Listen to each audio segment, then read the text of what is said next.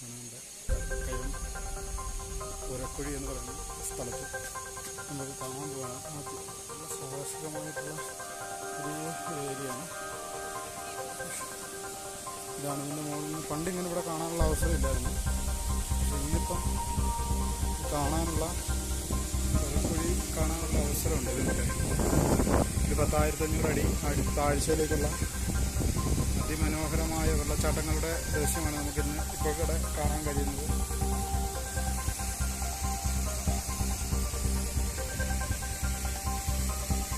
ഇതാണ് ഒരക്കുഴിയുടെ കാഴ്ച.